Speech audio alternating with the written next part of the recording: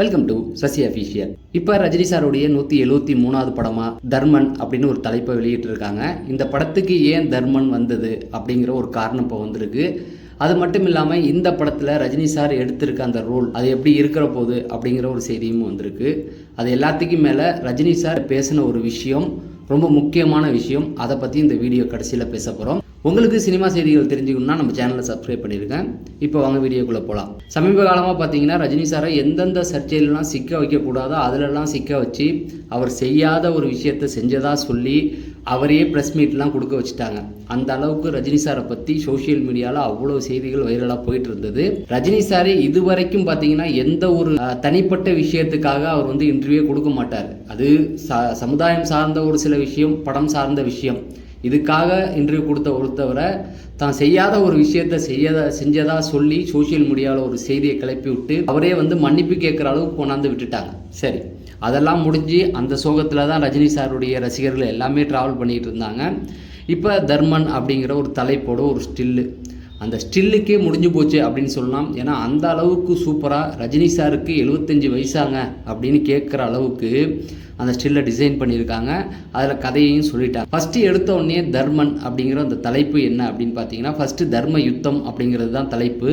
ஆனால் அது செட் ஆகலை, தர்மன் வைக்கலாம் அப்படின்னு சொல்லி தான் வச்சுருக்காங்க. இதில் ரஜினி சாருடைய சென்டிமெண்ட்டும் கலந்துருக்கு. என்ன அப்படின்னு பார்த்தீங்கன்னா ரஜினி சார் 2 படம் பண்ணியிருக்காரு, தர்மதுரை, அதுக்கப்புறம் பார்த்தீங்கன்னா தர்மத்தின் தலைவன். இந்த 2 படமும் பார்த்தீங்கன்னா மெகா ஹிட்.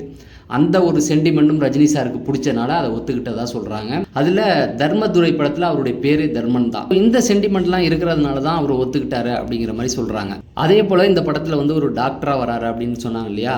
ரஜினி சார் இது வரைக்கும் டாக்டராக பண்ணதில்லைன்னு நிறைய பேர் சொல்லிட்டு இருக்காங்க. ஒரு 3 படத்துக்கு மேலே அவர் வந்து டாக்டர் நடிச்சிருக்காரு. 1000 ஜென்மங்கள், அதுக்கப்புறம் எடுத்து பார்த்தீங்கன்னா நான் சிகப்பு மனிதன், அதுக்கு அடுத்தது பார்த்தீங்கன்னா சந்திரமுகி.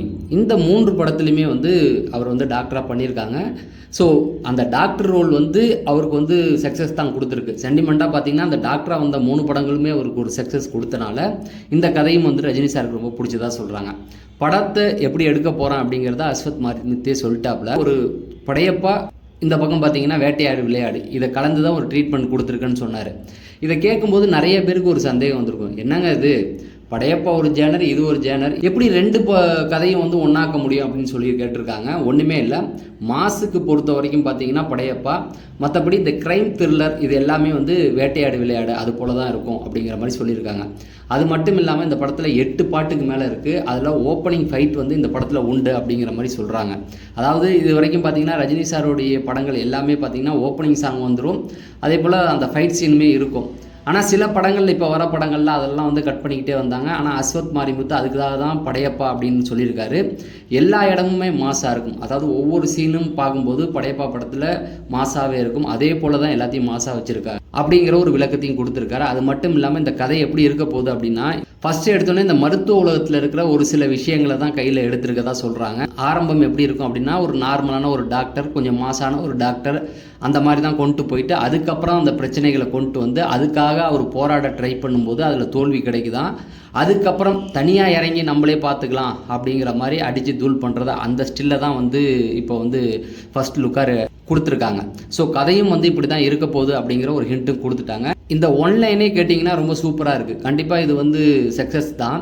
ஏன்னா இதுக்கு முன்னாடி வந்து ஜெயிலர் 2 வந்துடும். அதுவே வந்து தமிழ் சினிமாவுடைய 1000 கோடி கனவை உடைக்க போகுது அப்படிங்கிறாங்க. ஏன்னா அந்த அளவுக்கு படத்தை வந்து நெல்சன் சூப்பராகவே எடுத்துட்டாராம். கண்டிப்பாக வேறு லெவல் தாறுமாறாக இருக்கும் அப்படிங்கிற மாதிரி சொல்லியிருக்காங்க. ரஜினி சாரே அந்த படத்தை பார்த்து புகழ்ந்துட்டாராம். அந்த அளவுக்கு இருக்குது. கண்டிப்பாக 1000 கோடி அடிச்சிரும்னு ஒரு நம்பிக்கை இருக்குது. அதுக்கப்புறம் இந்த படமும் தெறிக்க விட போகுது அப்படிங்கிறது தான். சரி, சமூக ஊடகங்களில் சமீப காலமாக ரஜினி சாரை எவ்வளவோ விமர்சனம் பண்ணிட்டாங்க. ஆனால் விமர்சனத்துக்கெல்லாம் அவர் பயப்பட மாட்டார். ஏன்னா நல்லா யோசிச்சு பாருங்கள், 50 வருஷமாக தமிழ் சினிமாவுடைய சூப்பர் ஸ்டாராக இருக்கார். உலக சினிமா வரலாறுலேயே நீங்கள் யாரை வேணால் எடுத்து பாருங்களேன்.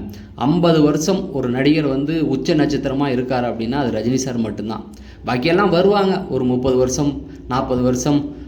அது கமல் சார் தான் 40-50 வருஷம் போயிருக்காரு. அதுக்கு மேலே பார்த்தீங்கன்னா அந்த பக்கம் தெலுங்கில் பார்த்தீங்கன்னா சிரஞ்சீவி இருக்கார். ஆனால் பெரிய ஹீரோவாக அதே மார்க்கெட், அதே வேல்யூ, ஃபஸ்ட்டு இடத்துல இருக்கிறதுங்களாம் சாதாரண விஷயம் இல்லை. ஆனால் ரஜினி சாருக்கு அவரே சொல்கிற மாதிரி கடவுளுடைய அந்த கிஃப்ட்டு தான். அதனாலேயே இன்ன வரைக்கும் பார்த்தீங்கன்னா ஃபஸ்ட்டு இடத்துலேயே இருக்கார். என்னன்னு கேட்டிங்கன்னா சமீப காலமாக அவர் எவ்வளவோ வந்து காயப்படுத்தி பார்த்துட்டாங்க. அதுவும் சோஷியல் மீடியாவில் என்னென்ன சொல்லணுமோ சொல்லிட்டாங்க. அவர் அரசியலுக்கு வரலன்னு ஓப்பனாக சொன்னவரை அவர் அரசியலுக்கு வரப்போகிறாருன்னு இப்போ வரப்போகிறாரு, அந்த பஸ்ஸை மிஸ் பண்ணிட்டாரு, அவரை மதிக்கலை இவரை மதிக்கலை அப்படின்னு சொல்லி அவரை போட்டு டார்ச்சர் பண்ணிட்டாங்க. ஆனால் ரஜினி சாருடைய அந்த மனசு எப்படிப்பட்டது அப்படிங்கிறது அந்த ஆடியோ லாஜிலேயே சொல்லியிருந்தார்.